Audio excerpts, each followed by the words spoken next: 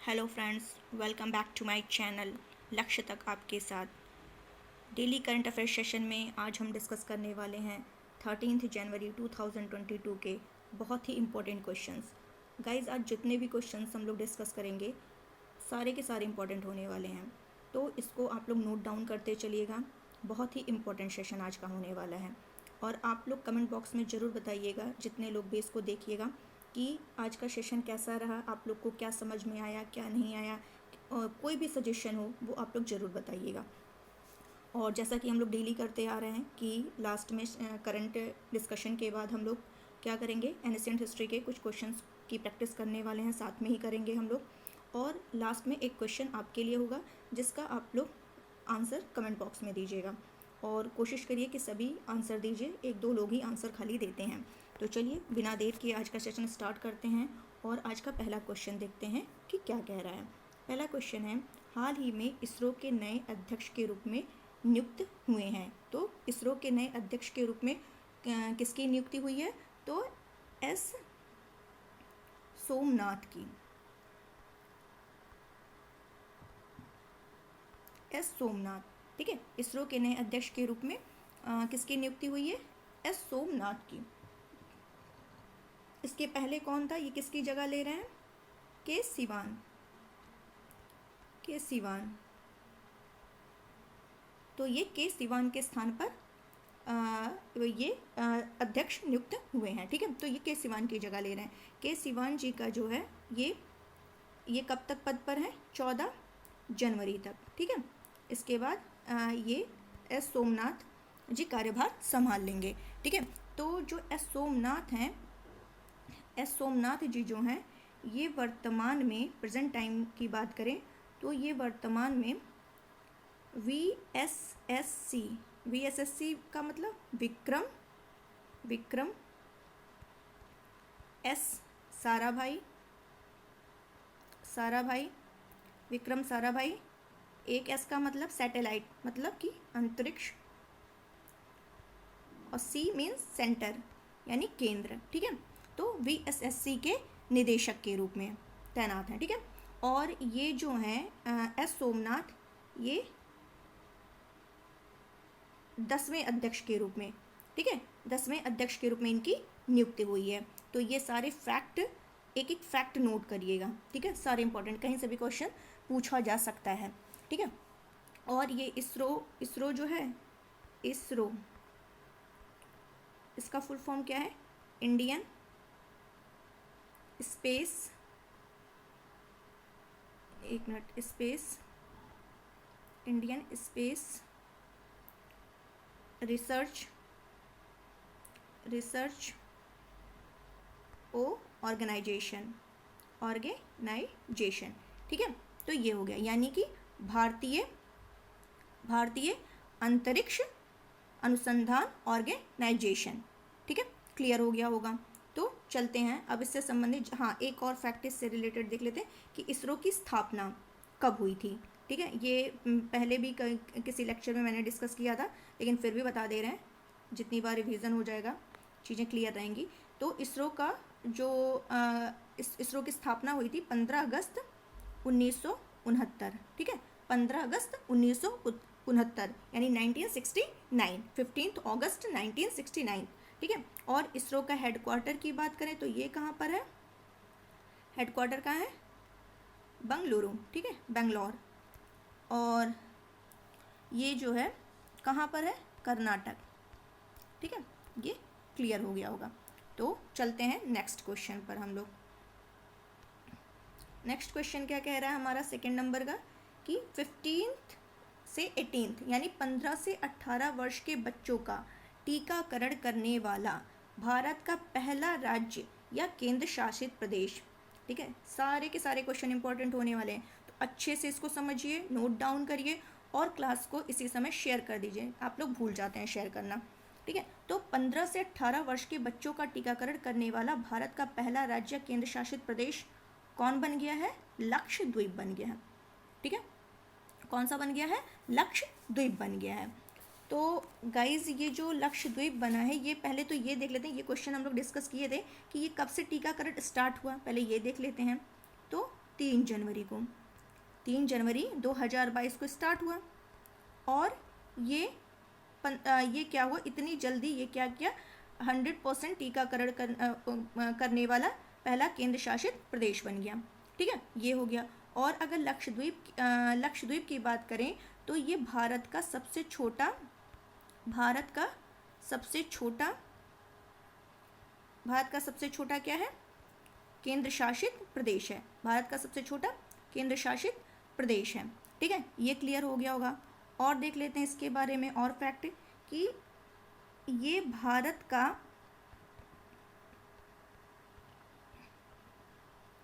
का एकमात्र प्रवाल द्वीप, यानी ये जो लक्षद्वीप है ये प्रवालों से बना द्वीप है। ठीक है, एक लेक्चर में मैंने डिस्कस किया था, लास्ट वीडियोज़ में देखिएगा आप लोग कि प्रवाल क्या होते हैं, कैसे बना। ठीक है, ये द्वीप कैसे बना, तो सारा चीज़ मैंने वहाँ डिस्कस किया था शॉर्ट में ही। ठीक है, तो ये वही है कि प्रवाल से बना द्वीप क्या है, लक्षद्वीप है, और भारत का एकमात्र प्रवाल द्वीप है। ठीक है, और लक्षद्वीप की राजधानी की बात करें तो ये क्या है, कवरत्ती। इसकी राजधानी क्या है, कवरत्ती। ठीक है, और देख लेते हैं लक्षद्वीप में और कौन कौन से इंपॉर्टेंट द्वीप है जो कि एग्जाम के पॉइंट ऑफ व्यू से इंपॉर्टेंट है। तो कदमत द्वीप,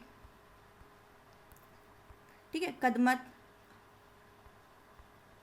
अगाती द्वीप, कभी इसे अगट्टी द्वीप भी कहते हैं, अगाती द्वीप। ठीक है, जैसा भी हो देख लीजिएगा। अमीनी द्वीप, ठीक है, एंड्रोथ, कदमत हो गया, एंड्रोथ हो गया, अमीनी और कवरत्ती द्वीप। ठीक है, तो ये सारे जो कि इम्पोर्टेंट है, पूछे जाते हैं। कल्पेनी हो गया एक, कल्पेनी भी लिख लीजिए, कल्पेनी। ठीक है, तो ये सारे द्वीप हैं। तो यहाँ से जितने भी क्वेश्चंस बनने थे यही हो सकते हैं। और एक क्वेश्चन देखिए, यहाँ तो पूछ लिया कि बच्चों का टीकाकरण करने वाला केंद्र शासित प्रदेश 100% जो कि इस लक्ष्य को पा लिया है, लक्षद्वीप है। ठीक है, अभी कुछ दिन पहले हमने डिस्कस किया था कि 100% टीकाकरण करने वाला, 100% टीकाकरण वैक्सीनेशन वाला राज्य कौन बन गया है। राज्य की बात करें तो कौन बन चुका था, हिमाचल प्रदेश। ठीक है, हिमाचल प्रदेश। और अगर इसी राज्य की जगह वो क्या पूछ ले, जिला पूछ ले। ठीक है, कि 100% वैक्सीनेशन वाला जिला कौन सा है, तो इस हिमाचल प्रदेश का ही क्या है, किन्नौर है। इतनी बार बता चुके हैं, अब तो आप लोग को एकदम याद हो गया होगा। ठीक है, किन्नौर है। और अगर पूछ ले कि 100% वैक्सीनेशन वाला राज्य, ठीक है, 100% वैक्सीनेशन वाला राज्य जो है वो राज्य नहीं, यूटी, ठीक है, केंद्र शासित प्रदेश, वो कौन बना है, तो अंडमान निकोबार बना है। ठीक है, क्या क्या मैंने बोला, ध्यान से सुनिए।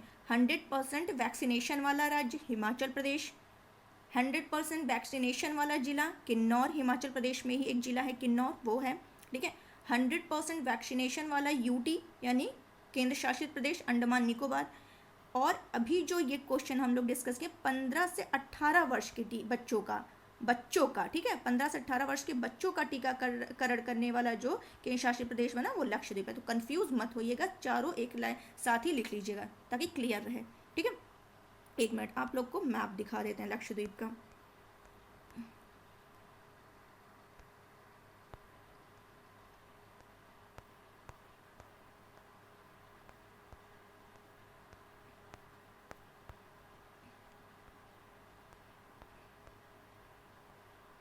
ये देखिए, ठीक है, ये है लक्षद्वीप। ठीक है, तो ये देखिए, ये सारे बहुत सारे यहाँ पे हैं, एकदम क्लियर नहीं है, ब्लर है थोड़ा सा, लेकिन फिर भी हमको दिखाना था तो ले लिया है। ठीक है, तो यहाँ पर ये देख लेते हैं कि कवरत्ती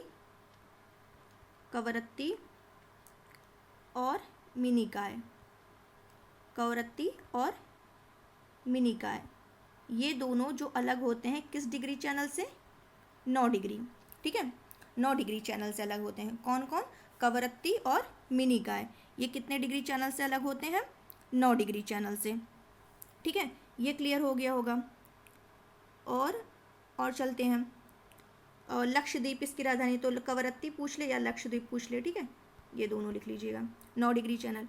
और मिनिकाय, ठीक है, मिनिकाय और मालदीव, मिनिकाय और मालदीव, ये दोनों किस डिग्री चैनल से अलग होते हैं, 8 डिग्री चैनल से, ठीक है। ये दोनों कौन से डिग्री से? 8 डिग्री चैनल से। मालदीव और मिनिकॉय जो है 8 डिग्री चैनल से, और लक्षद्वीप या मिनिकॉय या कवरत्ती मिनिकॉय 9 डिग्री चैनल से, ठीक है। क्लियर हो गया होगा ये है आपका, ठीक है। ये मिनिकॉय है, मिनिकॉय के नीचे इधर मालदीव, नीचे मालदीव पड़ेगा, ठीक है। तो ये सारे अलग करते हैं एक दूसरे। और ये अब ये क्वेश्चन उठ रहा होगा कि चैनल आखिर होता क्या है? चैनल के बहुत लोगों को नहीं पता होगा कि चैनल क्या होता है। तो चैनल जब क्या करते हैं, दो द्वीप, ठीक है, जैसे ये कवरत्ती और मिनिकॉय है, ठीक है, तो इन दो द्वीपों के, ठीक है, इन दो द्वीपों के बीच में जो संकरा, ठीक है, ये समुद्री एरिया ना, जो संकरा समुद्री क्षेत्र होता है उसी को हम लोग क्या कहते हैं? चैनल कहते हैं, ठीक है। उसी को क्या कहते हैं? चैनल कहते हैं। तो ये क्लियर हो गया होगा। एक और फैक्ट बता दे रहे हैं, नोट कर लीजिए कि म्यांमार के कोको द्वीप, म्यांमार के कोको द्वीप,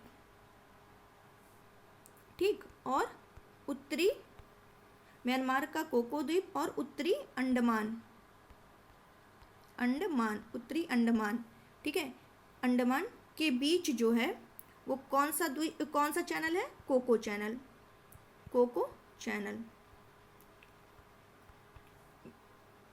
म्यांमार का कोको द्वीप और उत्तरी अंडमान द्वीप के बीच जो चैनल है उसका क्या नाम है? कोको चैनल, ठीक है। ये क्लियर हो गया होगा।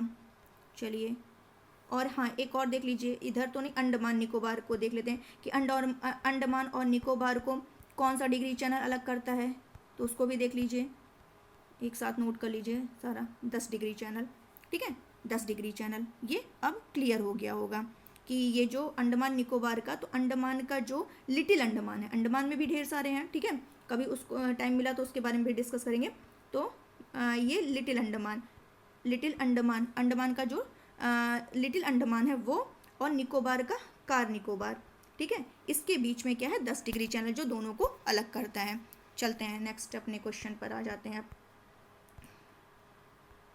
एक ही क्वेश्चन, इसीलिए हमारा वीडियो लंबा हो जाता है, क्योंकि एक एक चीज़ें क्लियर करनी पड़ती हैं, ताकि जब पढ़ ही रहे हैं तो अच्छे से पढ़ें। चलिए नेक्स्ट क्वेश्चन देखते हैं। कौन सा शहर जल मेट्रो परियोजना वाला भारत का पहला शहर बन गया है? क्या क्वेश्चन कह रहा है कि कौन सा शहर जल मेट्रो परियोजना वाला भारत का पहला शहर बन गया है? तो वो कौन सा बन गया? कोच्चि। अब कोच्चि सुनने से ही क्लियर हो गया होगा कि ये किस राज्य में है। किस राज्य में है? केरल राज्य में है, ठीक है। पहले एक एक पॉइंट क्लियर करते हैं। केरल राज्य में है, और यहाँ पर कोचीन शिपयार्ड लिमिटेड, ठीक है, कोचीन शिपयार्ड लिमिटेड द्वारा क्या है कि ये जो कोचीन शिपयार्ड लिमिटेड है, ये क्या करेगी? 23 इलेक्ट्रिक वोट बनाएगी, ठीक है, 23 इलेक्ट्रिक वोट बनाएगी, इलेक्ट्रिक वोट, ठीक है, वोट मतलब नाव, और इसी 23 इलेक्ट्रिक वोट को जो ये बनाएगी उसी को क्या कहेंगे? Water metro. उसी को क्या कहेंगे? वाटर मेट्रो कहेंगे, ठीक है। तो इस 23 ये बनाएगी, उस 23 में से पहला इसने तैयार कर लिया है, ठीक है। 23 में से पहला जो है कोचीन शिपयार्ड लिमिटेड द्वारा बना लिया गया है, उसने पहले नाव को लॉन्च कर दिया है, ठीक है। तो यही क्वेश्चन पूछा कि कौन सा शहर जो है जल मेट्रो परियोजना वाला भारत का पहला शहर बन गया, तो कोच्चि ही है। तो इसने क्या किया है? पहली नाव को अपने लॉन्च कर दिया है, पहली नाव लॉन्च कर दिया है, ठीक है, लॉन्च कर दिया है, ये हो गया। और जो नाव लॉन्च किया है उसका नाम देख लीजिए क्या है?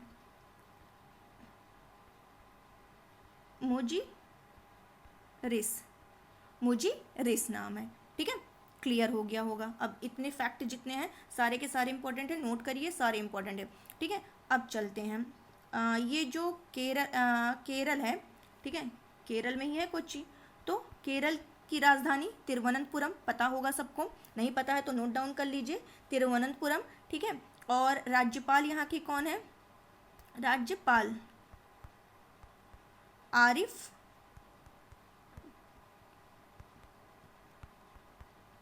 मोहम्मद आरिफ मोहम्मद खान, आरिफ मोहम्मद खान। ठीक है, अगर यहाँ के सीएम की बात करें, सीएम कौन है, तो वो है पिनराई विजयन, पिनराई विजयन। ठीक है, पिनराई विजयन। क्लियर हो गया होगा, ये भी इतने फैक्ट हो गए। और देख लेते हैं केरल के शास्त्रीय नृत्य। आपके हिस्ट्री, पॉलिटी, जियोग्राफी सारे तैयार हो जाएंगे, बस ध्यान से सुनते रहिए। केरल के शास्त्रीय नृत्य कौन कौन से हैं देख लेते हैं। कथकली, पूछता है कथकली कहाँ का शास्त्रीय नृत्य है, शास्त्रीय नृत्य है तो कथकली। ठीक है, और मोहिनी अट्टम, कथकली, मोहिनी अट्टम, ये हो गया। ठीक है, और केरल में ही एक झील है जो कि बहुत पूछता है, झील है उसका क्या नाम है, वेम्बनाड, वेम्बनाड, वेम्बनाड। ठीक है, ये झील केरल में है। और केरल की राजकीय पक्षी क्या है, राजकीय पक्षी क्या है, great hornbill, great hornbill, great hornbill. राजकीय पशु की बात करें तो कौन है, हाथी, राजकीय पशु हाथी है वहाँ का। ठीक है, और यहाँ केरल की नदियाँ, नदियों की बात करें तो कावेरी, कावेरी, पेरियार, कावेरी, पेरियार। ठीक है, मणिमाला, मणिमाला। ठीक है, और नन्नार, ये सारी वहाँ की क्या है, नदियाँ हैं, नन्नार। ठीक है, सबसे ज़्यादा इंपॉर्टेंट कावेरी, पेरियार नदियाँ। ठीक है, ये हो गया। और अगर बात करें कि ये ओणम, ओणम कहाँ का फेस्टिवल है, ओणम तो केरल का ही ये ओणम है। ठीक है, ये तो। और यहाँ की भाषा भी देख लीजिए, भाषा क्या है, मलयालम, मलयालम, तमिल। ठीक है, क्लियर हो गया। और ये जो पहली नाव लॉन्च की थी, ये मैंने बताना भूल गई कि मुजरिस, जो मैंने बताया मुजरिस। ठीक है, ये कब लॉन्च किया इसने, तो ये लॉन्च किया था दिसंबर में ही। ठीक है, दिसंबर 2021, दिसंबर 2021 में इस पहली नाव जो मुजरिस थी उसको लॉन्च किया गया था। ठीक है, तो अभी 23 वोट इन्होंने बोला था कि कोचीन शिपयार्ड लिमिटेड द्वारा बनाई जाएगी 23, जिसमें से पहली लॉन्च कर दी गई मुजरिस नाम है। ठीक है, और ये कोच्चि शहर है जहाँ लॉन्च की गई है। तो इससे रिलेटेड जितने भी फैक्ट थे पूरा बता दिया गया है। नेक्स्ट चलते हैं हम लोग। नेक्स्ट क्वेश्चन क्या कह रहा है, 4th number, 12वें Bharat Ratna doctor Ambedkar award से, 1 मिनट गाइज आप लोग को दिखाना था, 1 मिनट, ये है, ये देख लीजिए, ये 1 मिनट, ये है मेट्रो। ठीक है, वाटर मेट्रो जिसको कहा गया, वाटर मेट्रो यही है जिसको कोच्चि, केरल के कोच्चि शहर में क्या किया गया है, दिसंबर 2021 में अपनी पहली नाव की लॉन्च के बाद जल मेट्रो परियोजना वाला ये क्या हो गया है, भारत का पहला शहर बन गया है, जिसका नाम क्या है, मुजरिस है। और जिसे किसके द्वारा बनाया गया है, कोचीन शिपयार्ड लिमिटेड द्वारा। ठीक है, ये सारी बाकी चीज़ें इंपॉर्टेंट नहीं है, जितने फैक्ट थे वो मैंने पहले डिस्कस कर दिया है। चलते हैं अब अपने, ठीक है, हाँ, क्या कह रहा है कि नेक्स्ट क्वेश्चन कि 12वें भारत रत्न डॉक्टर अंबेडकर अवार्ड से जनवरी 2022 में किसे सम्मानित किया गया है। क्या क्वेश्चन है कि 12वें भारत रत्न डॉक्टर अंबेडकर अवार्ड से जनवरी 2022 में किसे सम्मानित किया गया है, तो किसे सम्मानित किया गया, हर्षाली मल्होत्रा को, हर्षाली मल्होत्रा। अब हर्षाली मल्होत्रा कौन है, उन्हें भी दिखा दिया जा रहा है ताकि इमेज बनी रहेगी तो चीज़ें क्लियर रहेंगी। ठीक है, इसीलिए इतना मेहनत करते हैं आप लोगों के लिए। तो अगर हम मेहनत कर रहे हैं तो आपका भी फ़र्ज़ बनता है कि सेशन को लाइक करिए, शेयर करिए ज़्यादा से ज़्यादा। ठीक है, ये है हर्षाली मल्होत्रा, ये देखिए। ठीक है, हर्षाली मल्होत्रा ये है। अब ये क्या है, ये जो बजरंगी भाईजान मूवी आई थी, बजरंगी भाईजान, ठीक है, याद होगा, सबने देखा होगा। ठीक है, मूवी कोई नहीं छोड़ता है जल्दी। बजरंगी भाईजान जो मूवी है तो उसमें क्या है, ये वो किसका रोल प्ले की थी, एक मिनट, किसका रोल प्ले की थी? मुन्नी का, ठीक है, छोटी सी लड़की थी, ठीक है। तो इन्हीं को ही किया गया है। ये देखिए फिल्म बजरंगी भाईजान, उसमें इन्होंने 2015 में काम किया था, ठीक है। और ये क्या नाम है इनका? महाराष्ट्र के राज्यपाल श्री भगत सिंह कोश्यारी से इनको क्या मिला है? पुरस्कार मिला है, ठीक है। ये क्या है कि महाराष्ट्र सरकार ने आगामी जो 73वां हमारा गणतंत्र दिवस, ठीक है, आने वाला है, उसके एक भाग के रूप में डॉक्टर बाबा साहब भीमराव अंबेडकर की स्मृति में, ये स्मृति में भारत रत्न डॉक्टर अंबेडकर राष्ट्रीय पुरस्कार 2022 समारोह का आयोजन किया गया। तो उसी में इन्हें ये क्या किया गया है? सम्मानित किया गया है, ठीक है। तो सारे पॉइंट क्लियर हो गए होंगे। चलते हैं नेक्स्ट क्वेश्चन पर। नेक्स्ट क्वेश्चन क्या कह रहा है हमारा? एक मिनट। हेनले पासपोर्ट इंडेक्स 2022 का Q1 यानी पहली तिमाही, ये साल में 4 बार होता है, ठीक है, 4 बार ये इंडेक्स निकलता है। तो इसका जो क्वार्टर पहला था, पहली जो जारी की गई है, तो इस इंडेक्स में भारत की रैंकिंग क्या है? भारत की रैंकिंग क्या है? 83 है, ठीक है। इस बार की जो भारत की रैंकिंग है 83 है। और लास्ट टाइम जो इस भारत की रैंकिंग थी वो 90 थी, 90, ठीक है। तो 83 मतलब कि सुधार हुआ है, ठीक है। तो 83 जो रैंकिंग है, अब इससे क्या हो जाता है? ये रैंकिंग जारी होती है तो इससे क्या फ़ायदा है? तो इससे ये फ़ायदा हो गया भारत को कि अब ये क्या कर सकता है? 60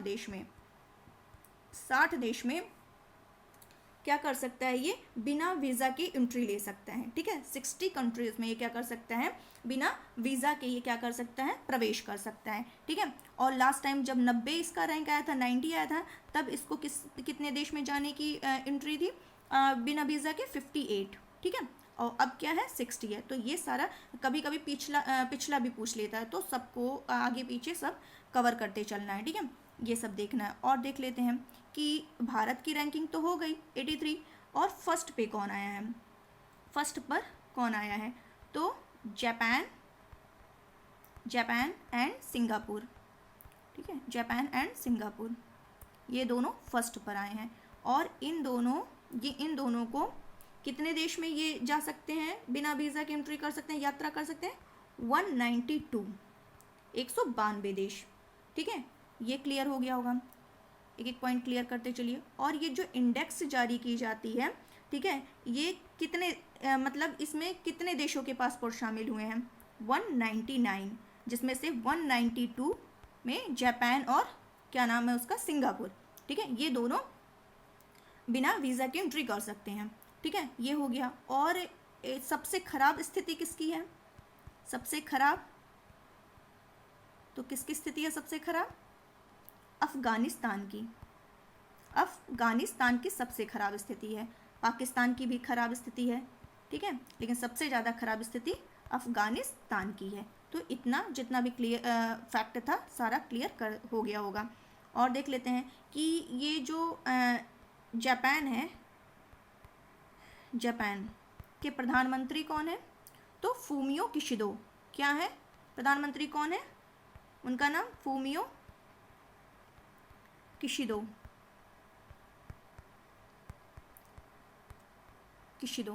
ठीक है, फूमियो किशिदो।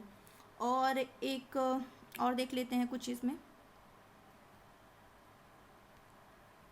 जापान में हर एग्ज़ाम में पूछ लेता है, हर एग्ज़ाम में बहुत ही इंपॉर्टेंट जो बताने जा रहे हैं। जापान के 4 द्वीप जो कि बहुत इंपॉर्टेंट है, होन्शू, होकैडो,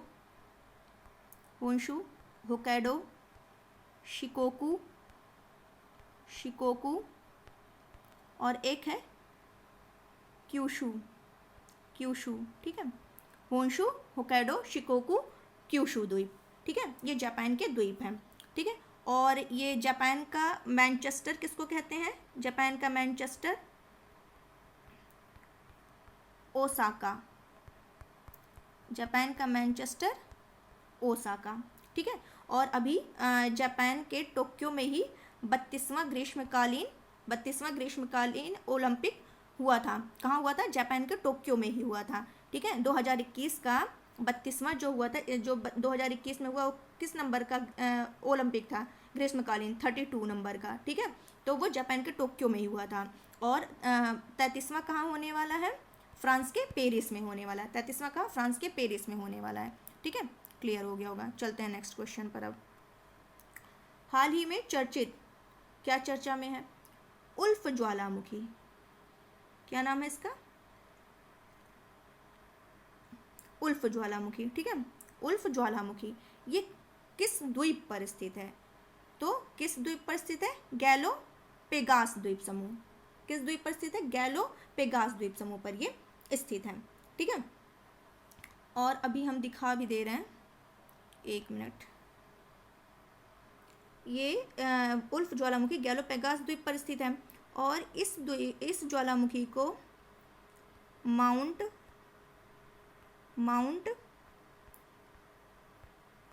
विटन भी कहते हैं, माउंट विटन भी कहते हैं, ठीक है।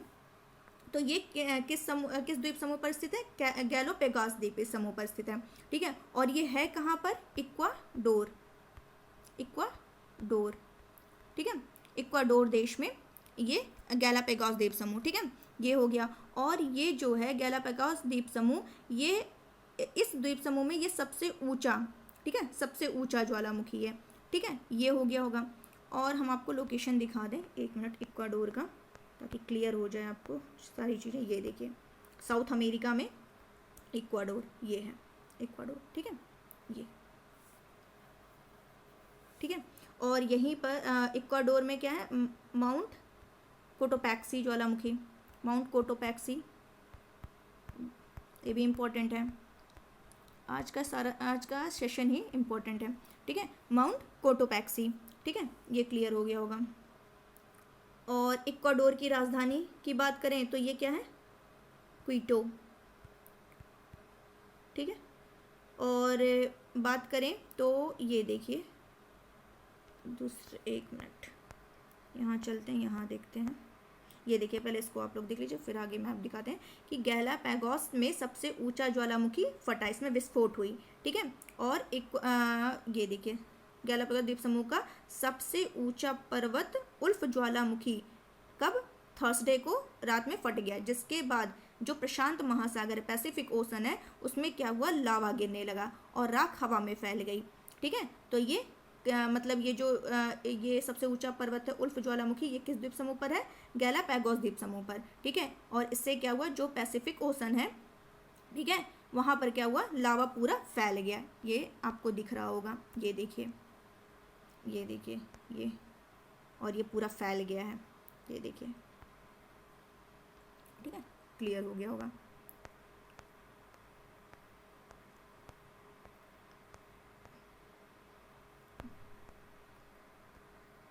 ये देखिए, ये चिली है ना, और यहाँ आपको दिख रहा होगा, एक मिनट, थोड़ा जूम कर दे रहे हैं ताकि क्लियर हो जाए। ये देखिए, ये चिली में क्या है?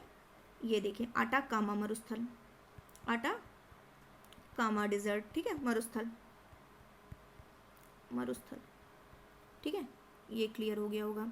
और अगर बात करें,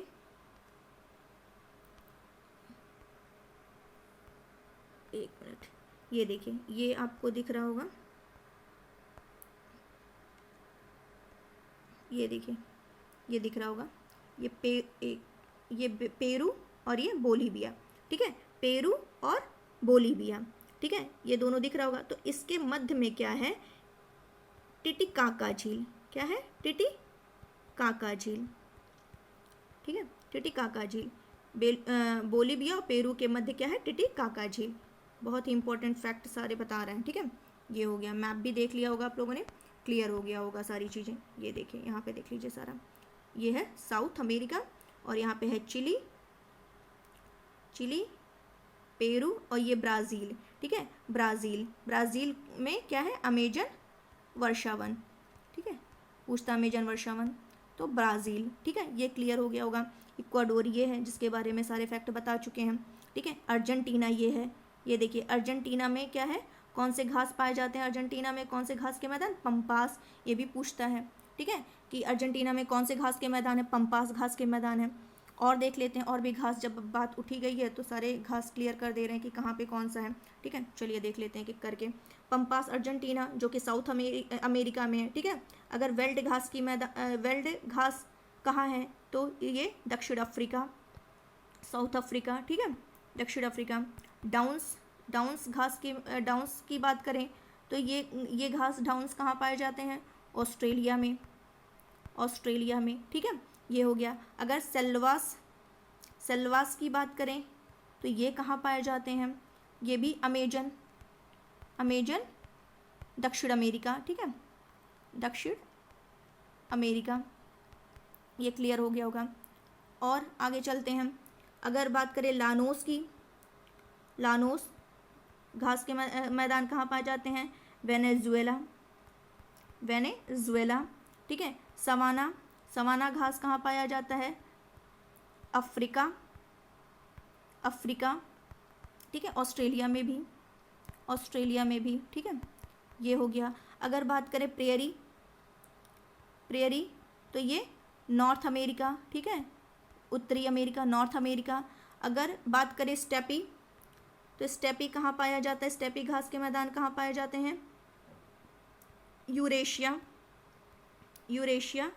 मतलब यूरेशिया यानी कि यूरोप और एशिया के उत्तरी भाग में। ठीक है, ये यूरेशिया अगर कोई बोल रहा है तो इसका मतलब यूरोप और एशिया दोनों, ठीक है, मिला करके, तो यूरोप और एशिया के उत्तरी भाग में स्थित है। तो इससे रिलेटेड जितने भी फैक्ट थे सारे क्लियर हो गए होंगे। नेक्स्ट चलते हैं, अब हम लोग अपने क्वेश्चन पर आ जाते हैं। आज वीडियो लग रहा है बहुत ज़्यादा लंबा हो जाएगा, लेकिन चलिए जो पढ़ ही रहे हैं तो क्लियर हो जाए सारी चीज़ें। चलिए नेक्स्ट क्वेश्चन क्या है, प्रतिवर्ष राष्ट्रीय युवा दिवस कब मनाया जाता है, बहुत चर्चा में है। ठीक है, कल बहुत ज़्यादा चर्चा में है ये। तो प्रतिवर्ष राष्ट्रीय युवा दिवस कब मनाया जाता है, 12 जनवरी को। ठीक है, 12 जनवरी को मनाया जाता है। क्यों मनाया जाता है, तो स्वामी विवेकानंद के जन्म दिवस के अवसर पर ये मनाया जाता है। किसके, स्वामी विवेकानंद जी के जन्म दिवस अवसर पर मनाया जाता है। ठीक है, ये क्या हुआ था 1984 में। ठीक है, 1984 में उनके जन्मदिन को राष्ट्रीय युवा दिवस के रूप में घोषित कर दिया गया था। 1984 में उनके जन्म दिवस को किस रूप में घोषित कर दिया गया था, राष्ट्रीय युवा दिवस के रूप में घोषित कर दिया गया था। ठीक है, और अगर बात करें कि मेजबान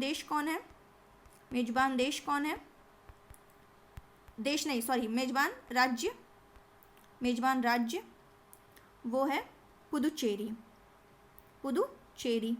ठीक है, पुदुचेरी मेजबान राज्य कौन सा है, पुदुचेरी। और उसने थीम क्या रखी इस बार की, सशक्त युवा सक्षम भारत। सशक्त युवा सक्षम भारत। ठीक है, सक्षम भारत, ये हो गया। अब तो कुछ बात हम लोग ये देखिए, ये तो प्रतिवर्ष राष्ट्रीय युवा दिवस 12 जनवरी, लेकिन अगर यही पूछ ले अंतर्राष्ट्रीय युवा दिवस, अंतर्राष्ट्रीय दोनों एक साथ लिख लीजिए ताकि क्लियर रहे। ये 12 अगस्त। ठीक है, 12 अगस्त, ये 12 जनवरी राष्ट्रीय और अंतर्राष्ट्रीय 12 अगस्त। ठीक है, अगर स्वामी विवेकानंद की बात की जाए तो स्वामी विवेकानंद, ठीक है, स्वामी विवेकानंद, इन्होंने ये वेलूर मठ इन्हीं के द्वारा स्थापित किया गया था। ठीक है, और इसी ये कहाँ पर है वेलूर मठ, ये भी देख लेते हैं, वेस्ट बंगाल, पश्चिम बंगाल में है। ठीक है, और इस वेलूर मठ में ही इनकी क्या हुई थी, डेथ हुई थी, इनकी मृत्यु जो हुई थी यहीं पर हुई थी, वेलूर मठ में ही हुई थी। ठीक है, और ये वेलूर मठ जो है ये रामकृष्ण मिशन और रामकृष्ण मठ दोनों का हेडक्वार्टर कहाँ है, ये वेलूर मठ में ही है। ठीक है, क्लियर हो गया होगा। और एक क्वेश्चन और बनता है कि स्वामी विवेकानंद जी को आधुनिक भारत का निर्माता कहा जाता है। आधुनिक भारत के निर्माता कौन थे? आधुनिक भारत के निर्माता किसको कहा जाता है? तो इन्हीं को, विवेकानंद जी को। ठीक है, विवेकानंद जी को। और किसने कहा था इनको? आधुनिक भारत का निर्माता किसने कहा था इनको? तो सुभाष चंद्र बोस ने, सुभाष चंद्र बोस ने कहा था। ठीक है, सारे के सारे फैक्ट इंपॉर्टेंट हैं तो नोट करते चलिएगा। ठीक है, ये हो गया जितने भी इम्पोर्टेंट, सारे इम्पोर्टेंट। और इनकी पत्रिका है प्रबुद्ध भारत पत्रिका। ठीक है, प्रबुद्ध भारत पत्रिका। ठीक है, रामकृष्ण मिशन की भी इन्होंने स्थापना की थी। तो ये सारी चीज़ें क्लियर हो गई होंगी। चलते हैं नेक्स्ट क्वेश्चन पर। क्या कह रहा है कि जनवरी 2022 में किसे IMF का नया मुख्य अर्थशास्त्री नियुक्त किया गया है? क्या क्वेश्चन कह रहा है? क्वेश्चन क्या है? कह रहा है कि जनवरी 2022 में किसे IMF का, पहले देख लेते हैं IMF क्या है। तो इंग्लिश में अगर बात करें तो इंटरनेशनल मॉनेटरी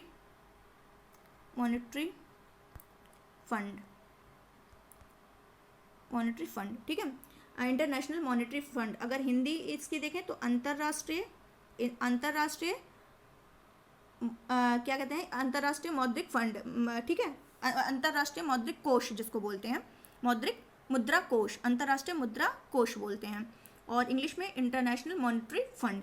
ठीक है, तो इसका मुख्य अर्थशास्त्री किसे नियुक्त किया गया? तो नियुक्त जो किया गया उनका नाम है पियरे ओलिवियर गॉरिचस। ठीक है, अभी प्रेजेंट टाइम कौन, ये किसका स्थान लेंगे? गीता गोपीनाथ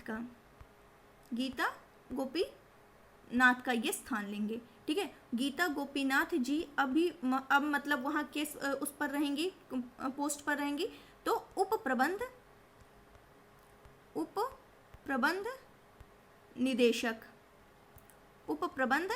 निदेशक के रूप में अब वो वहाँ पर काम करेंगी। और इनकी जगह पर अब कौन आ गए हैं? मुख्य अर्थशास्त्री पियरे ओलिवियर गॉरिचस। ठीक है, ये क्लियर हो गया होगा। और देख लेते हैं IMF जो है, इंटरनेशनल मॉनेटरी फंड, अंतर्राष्ट्रीय मुद्रा कोष, इसका गठन कब किया गया था? इसका गठन हुआ था 1944 में। ठीक है, 1944 में ब्रेटन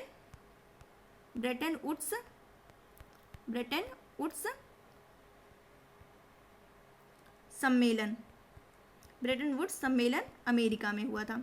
ठीक है, अमेरिका में ब्रेटन वुड्स सम्मेलन में 1944 में इसका गठन हुआ था।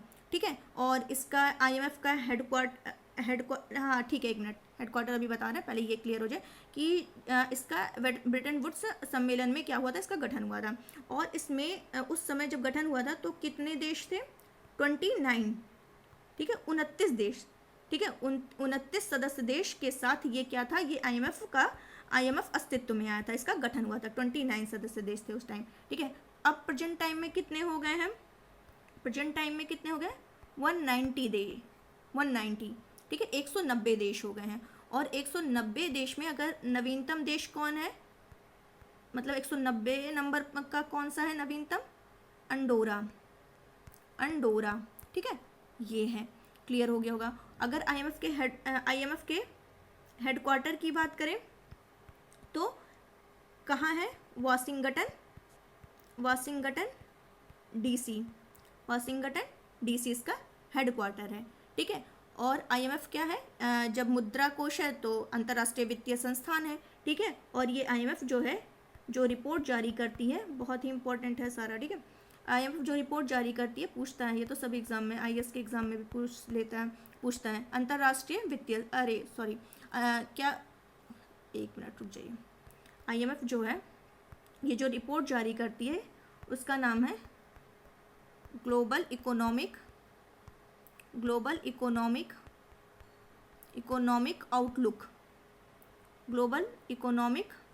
आउटलुक रिपोर्ट ये IMF जारी करती है। तो पूछता है कि ग्लोबल इकोनॉमिक आउटलुक रिपोर्ट किसके द्वारा जारी की जाती है? तो इंटरनेशनल मॉनेटरी फंड के द्वारा जारी की जाती है। ठीक है, क्लियर हो गया होगा। चलते हैं नेक्स्ट क्वेश्चन पर। क्या कह रहा है? ICC player of the month दिसंबर 2021 के लिए किसे पुरस्कृत किया गया है? ICC player of the month किसे बनाया गया है? तो अग्गास पटेल को, अग्गास पटेल को, ठीक है, अग्गास पटेल को, ठीक है। ये हो गया कि दिसंबर 2021 के लिए ICC player of the month का पुरस्कार किसने जीता है? तो अग्गास पटेल ने जीता है। ये हैं क्या? गेंदबाज हैं, गेंदबाज हैं, और कहाँ के हैं? न्यूजीलैंड के हैं, ठीक है। क्लियर हो गया होगा। नेक्स्ट क्वेश्चन चलते हैं, क्या कह रहा है, एक मिनट। डीआरडीओ ने मानव संचालित, क्या क्वेश्चन है? डीआरडीओ ने मानव संचालित anti tank guided missile MPATGM, ठीक है, क्या कह रहा है कि मानो यानी man portable anti tank guided missile, man portable, ठीक है, एंटी टैंक गाइडेड मिसाइल, ठीक है, ये है। इसका 11 जनवरी 2022 को परीक्षण किया गया। इसकी मारक क्षमता कितनी है? 2.5 किलोमीटर, ठीक है। इसकी मारक क्षमता कितनी है? 2.5 किलोमीटर। और ये जो क्या कहते हैं इसको, अभी क्या, man portable anti tank guided missile यानी मानव संचालित एंटी टैंक जो गाइडेड मिसाइल है, ये क्या है? स्वदेशी है, हल्के वजन की है, ठीक है, हल्के वजन की एंटी टैंक गाइडेड मिसाइल है। और ये किस प्रणाली पर आधारित है? कि फायर एंड फॉरगेट यानी दागो और भूल जाओ प्रणाली पर ये क्या है? आधारित है। दागो और भूल जाओ, फायर एंड फॉरगेट, भूल जाओ, ठीक है। और ये मैन पोर्टेबल है कि मतलब आसानी से इसे क्या कर सकते हैं? एक स्थान से दूसरे स्थान पर ले जाया जा सकता है, ठीक है। इसी ये जो man portable anti tank guided missile है, इसको इसीलिए कहा गया है कि ये एक स्थान से दूसरे स्थान पर आसानी से ले जाया जा सकता है। दिखा दे रहे हैं, एक मिनट होगा मेरे पास।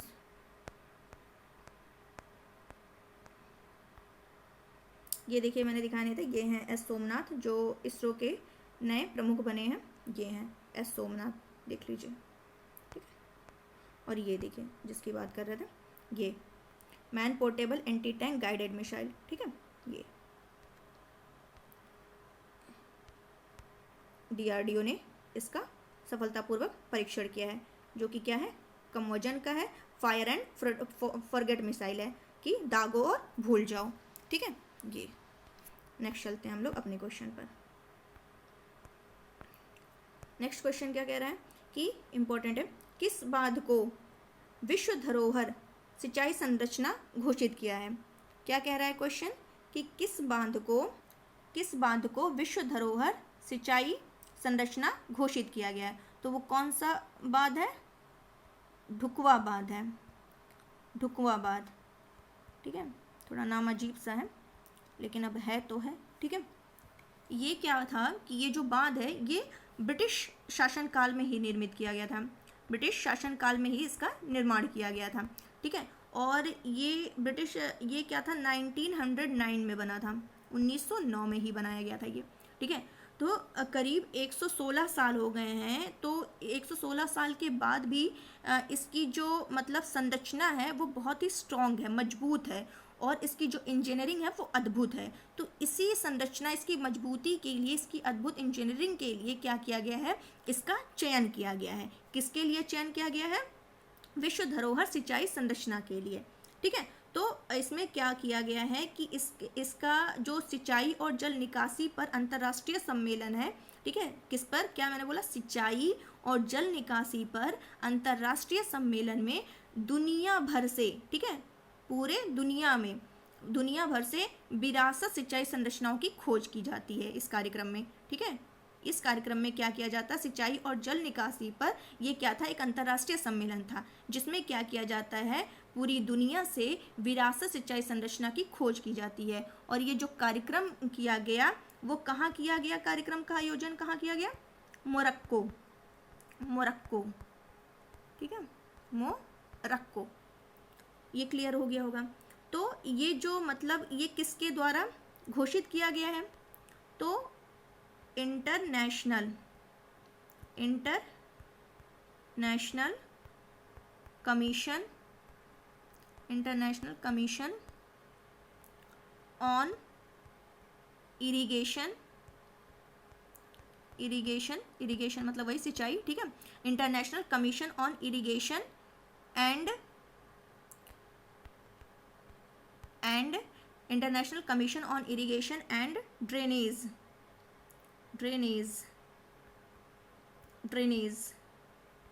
द्वारा, ठीक है, international commission on irrigation and drainage द्वारा सिंचाई से जुड़ी जितनी भी विश्व विरासत इमारत इसमें शामिल की जाती हैं, ठीक है। और ये जो है ढुकवा बांध जो है ये 50 फुट ऊंचा है, 50 फुट क्या है, ऊंचा है। और इसमें क्या है 3759 क्यूबिक फिट पानी इसमें संचित करने की इसके अंदर क्या है, क्षमता है, ठीक है।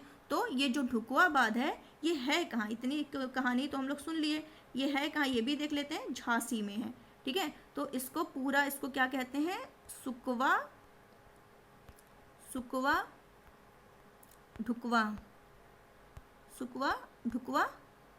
एक मिनट, सुकवा ढुकवा, ये सुकवा ढुकवा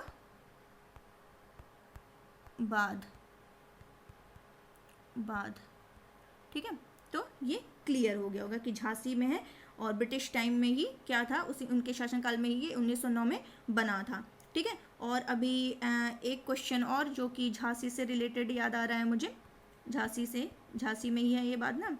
तो कुछ दिन पहले हम लोगों ने डिस्कस किया था कि झांसी रेलवे स्टेशन का नाम चेंज करके क्या कर दिया गया, अभी कल भी मैंने डिस्कस किया था, क्या कर दिया गया, वीरांगना लक्ष्मीबाई रेलवे स्टेशन कर दिया गया है, ठीक है। तो जितने भी क्वेश्चन आज के करंट के थे सारे बहुत ही इंपॉर्टेंट थे और सब आप लोग को समझ में आ गया होगा।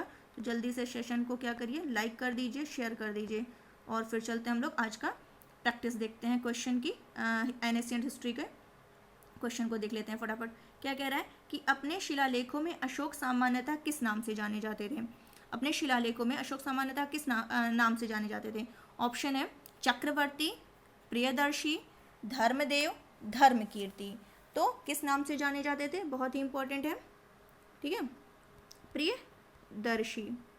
किस नाम से जाने जाते थे, प्रियदर्शी नाम से जाने जाते थे, ठीक है। तो उन्हें उनके जो अभिलेख थे अशोक के उसमें हर जगह उन्हें देवा नाम पिए, ठीक है, ये भी कहा जाता है देवा नाम पिए, देवा नाम पिए, ठीक है, देवा नाम पिए, ठीक है, देवा नाम पिए दसी, ठीक है, यानी देवताओं का प्रिय, ठीक है, देवों में प्रिय, देखने में सुंदर, राजा आदि की उपाधियों से इन्हें संबोधित किया जाता था, ठीक है। और पुराणों में इनको अशोक वर्धन कहा गया है। तो ये सब पूछ लेता कि पुराणों में कहाँ क्या कहा गया है, ठीक है। और उनके अनेक शिलालेखों में उन्हें किस नाम से जाना जाता, तो प्रियदर्शी या देवा नाम प्रिय, ठीक है, इस तरीके से। और नेक्स्ट क्वेश्चन क्या है, कौटिल्य के अर्थशास्त्र में किस पहलू पर प्रकाश डाला गया है। पहला क्वेश्चन तो ये हो गया कि अर्थशास्त्र किसने लिखा है, किसका है, किसकी रचना है, तो कौटिल्य की है, ठीक है। और इस कौटिल्य के अर्थशास्त्र में किस पर प्रकाश डाला गया है, आर्थिक जीवन पर कि राजनीतिक जीवन पर, धार्मिक जीवन या सामाजिक जीवन। तो किस पर प्रकाश डाला गया, राजनीतिक जीवन,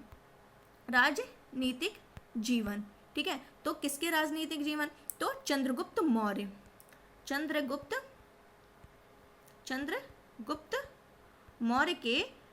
मौर्य के शासनकाल की इसमें अब बहुत सी जानकारियाँ आपको इसमें मिल जाएंगी, ठीक है। तो ये हो गया। और इसकी जो कौटिल्य के अर्थशास्त्र, ये भी क्वेश्चन पूछता है कि कौटिल्य के अर्थशास्त्र की तुलना किससे की जाती है, तो किससे की जाती है देख लेते हैं। मैकिया ये या है, ठीक है, मैकियावेली के प्रिंस से की जाती है, मैकियावेली के प्रिंस से की जाती है, ठीक है, ये हो गया। नेक्स्ट क्वेश्चन क्या है, मेगास्थनीज ने भारतीय समाज को कितनी श्रेणियों में बांटा है? मेगास्थनीज ने भारतीय समाज को कितनी श्रेणियों में बांटा है? ऑप्शन है 4, 5, 6 या 7। तो ये भी इंपॉर्टेंट है। कितनी श्रेणियों में बांटा है? 7 श्रेणियों में बांटा है समाज को। कौन कौन से 7 श्रेणियों में? पहला दार्शनिक, सेकंड कृषक, थर्ड पशुपालक, फोर्थ कारीगर, फिफ्थ योद्धा, सिक्स्थ निरीक्षक एंड लास्ट सभासद। एक बार फिर से सुन लीजिए, दार्शनिक, कृषक, पशुपालक, कारीगर, योद्धा, निरीक्षक, सभासद। ठीक है, और ये भी है कि पूछता है कि क्या मेगास्थनीज ने भारतीय समाज में दास प्रथा का प्रचलित होने का उल्लेख किया? तो नहीं। ठीक है, तो मेगास्थनीज के उसमें क्या कहते हैं, उसमें दास प्रथा प्रचलित नहीं थी। मेगास्थनीज की उस भारतीय समाज में दास प्रथा के प्रचलित होने का कोई प्रमाण नहीं मिलता है। ठीक है, और चलिए ठीक है, नेक्स्ट पर चलते हैं हम लोग। नेक्स्ट क्वेश्चन क्या कह रहा है, पेरिप्लस ऑफ द इरिथ्रियन सी किसके द्वारा लिखी गई है? पेरिप्लस ऑफ द इरिथ्रियन सी किसके द्वारा लिखी गई है? इंपॉर्टेंट है, ये भी पूछ लेता है। तो ऑप्शन है टेसियस, प्लिनी, टॉलेमी या कोई नहीं, उपयुक्त में से कोई नहीं। तो उपयुक्त में से कोई नहीं। ठीक है, यहाँ पे ऑप्शन ही नहीं है। ये पुस्तक किसी एक नाविक ने लिखी थी। ठीक है, ये तो पता है नाविक ने लिखी थी, लेकिन नाम नहीं पता चलता है कि किसने लिखी थी, तो इसीलिए लिखा रहेगा अज्ञात। ठीक है, जो नाविक थे वो अज्ञात थे, उनका कोई नाम नहीं पता चलता है। तो ये पेरिप्लस ऑफ द इरिथ्रियन सी किसने लिखी? अज्ञात, जो क्या था, एक अलेक्जेंड्रिया का, ये नाविक जो था ये कहाँ का था? अलेक्जेंड्रिया का नाविक था। ठीक है, तो उसने क्या की थी कि जो भारत से आयात की जाती थी वस्तुएं, निर्यात की जाती थी वस्तुएं, उसका क्या इसमें उल्लेख किया गया है। ठीक है, व्यापार के बारे में चीज़ों के। नेक्स्ट चलते हैं, क्या कह रहा है कि नेक्स्ट क्वेश्चन है, किसने सर्वप्रथम क्वेश्चन मिट गया, किसने सर्वप्रथम व्यापक पैमाने पर स्वर्ण मुद्रा का प्रचलन किया? किसने व्यापक पैमाने पर स्वर्ण मुद्रा का प्रचलन किया? ठीक है, ऑप्शन क्या क्या है? पुष्यमित्र शुंग, मिनांडर, बिम कटफिशस या गौतमीपुत्र सातकर्णी। तो इसमें से सबसे ज़्यादा जो स्वर्ण मुद्रा का प्रचलन किया उनका नाम है बिम कडफिशस। क्या नाम है? बिम कडफिशस।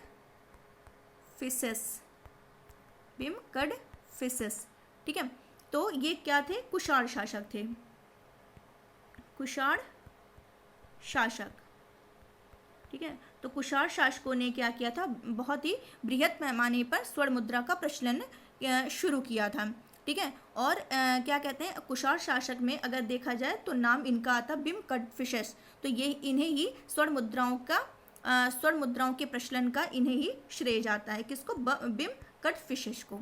ठीक है, तो आज के एंशिएंट हिस्ट्री के भी क्वेश्चंस के डिस्कशन हो गए हैं। तो आज आप लोग के लिए जो क्वेश्चन है उसका है, क्या है क्वेश्चन, WPI और CPI में क्या अंतर है? तो ये बहुत अच्छे से पढ़ के और आंसर दीजिएगा। ठीक है, अच्छे से, कि WPI यानी कि इसको क्या बोलते हैं? होल प्राइस इंडेक्स, और CPI कंज्यूमर प्राइस इंडेक्स। ठीक है, इन दोनों में क्या डिफरेंस है? तो कमेंट बॉक्स में शॉर्ट में ही आंसर दीजिएगा, लेकिन डिफाइन रहे। ठीक है, तो आपको ये सेशन उम्मीद है पसंद आया होगा, समझ आया होगा। ठीक है, और समझ आया हो, पसंद आया हो तो ज़्यादा से ज़्यादा शेयर करिए, जितना हो सके उतना शेयर करिए, लाइक करिए, कमेंट करिए, सब्सक्राइब करना ना भूलिए। तो चलिए आज यहीं तक रखते हैं, और कल फिर नए क्वेश्चंस के साथ और क्या कहते हैं, एंशिएंट हिस्ट्री। और हाँ, सैटरडे स्पेशल होगा, तो सारे सेशन देखा करिए, सारे के सारे आप लोग के लिए इम्पोर्टेंट ही होंगे, और बहुत डीप हम कोशिश करते हैं समझाने की। जहाँ भी कुछ भी आप लोगों की तरफ से सजेशन हो ज़रूर कमेंट बॉक्स में बताया करिए। हम सारे कमेंट आप लोगों के पढ़ते हैं और रिप्लाई भी करने की कोशिश करते हैं। तो चलिए आज यहीं तक रखते हैं, और थैंक यू सो मच।